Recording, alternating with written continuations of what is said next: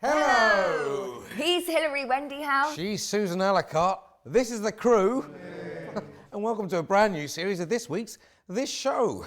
How was your break, Susan? Really good, thank you. And what have you been doing with yourself? Well, actually, I spent most of my time looking after Hilary's children, which is, of course, the name of my charity. I look after orphan children. As you know, I like to be very, very hands-on with the kids. Did you take them to a fun park? No, actually, even better. We spent the summer landscaping my garden. We had that gazebo built that my wife Dong May wanted. Oh, That's I great. love your wife, Dong May. Dong May, Dong May, Hilary, I love you. Give me cuddle, Hilary Wendy House. That is spot on. I mean, absolutely uncanny. Right? No, I can't do impressions. No, but If she had is. I mean, it's perfect. She is That's very just much like that. Later, do cats have 9 lives? We find out. Also, this lady who's suing after her wedding was ruined by God. It completely ruined my day. My big day. My special day. Biggest day of my life. Thaila. You stop interrupting. Hurry. Let me speak! Why aren't you moving? It's a photo, isn't it? It's a video. Prick.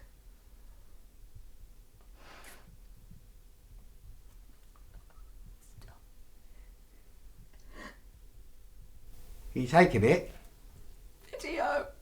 We are joined in the studio by Mark Spencer. Hello, Mark. Welcome to the show, Mark. Susan, Hilary, lovely to be here. Not at all, Mark. Always a pleasure. Now you're here today to talk to us about your new charity, right? But of course, we know you best from the sitcom you created and starred in.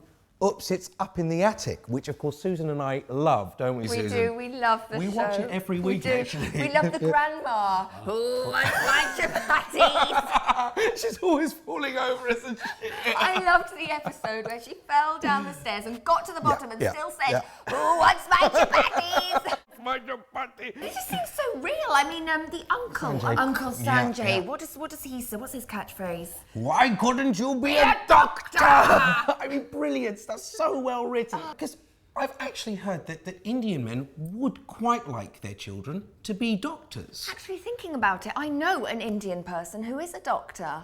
That's the point, isn't it? It's brilliantly.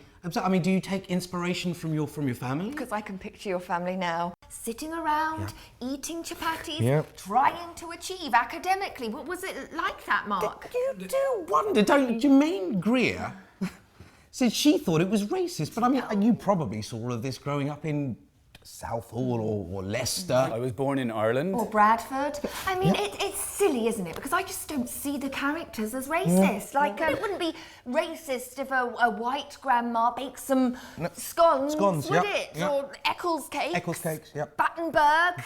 That's German, actually. yeah. It does seem like a case of political correctness gone mad. You know, you know what Lenny the Leper would say. Stuck up there in that attic, don't you? Hell. No. That just cost me an arm and a leg. You see, that is so funny, Mark, because he doesn't have arms or legs. Because he's a leper. Yes, and at the end of the show, when, every show, when he episode, wants one of Grandma's chapatis, but can't take it because, I love that. So clever. It is really brilliant, really Mark. good. Well, thank you so much for coming you to for talk coming to in. us. Well, I haven't had a chance to speak about my charity.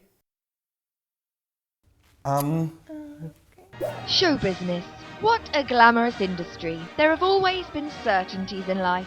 We all die, we all pay taxes, and we can all trust people in show business 100%. Or can we? It may look like I'm on the red carpet in LA, but you might be shocked to find out I'm actually at a crack den in Haringey. No, thank you.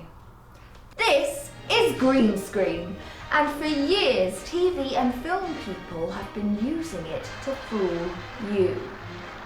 What you're seeing behind me now never happened. Harry wasn't Bigfoot, he was a man in a big furry suit. That's Johnny Depp with scissors stuck on his hands.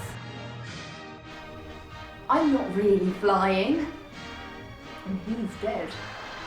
Plastic, plastic. Plastic.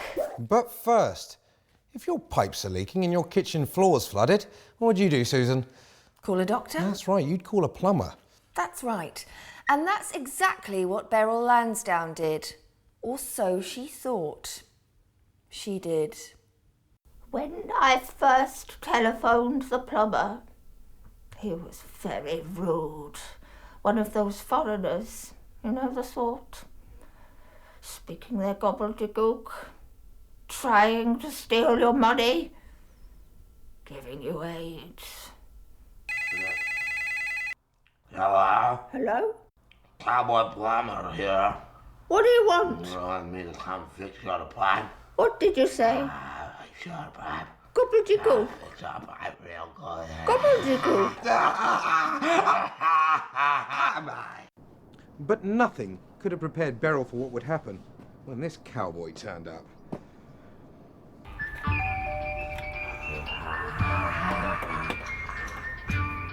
Hello?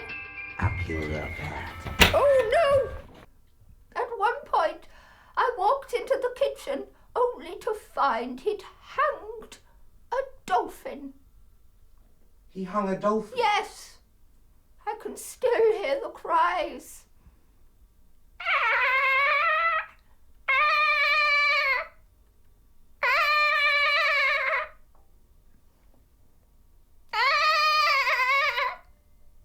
Now, some people think it's all right to rip off defenceless old women. In our country, we don't behave like that. In our culture, we love our mums. I've come here to see if our so-called plumber loves his mum.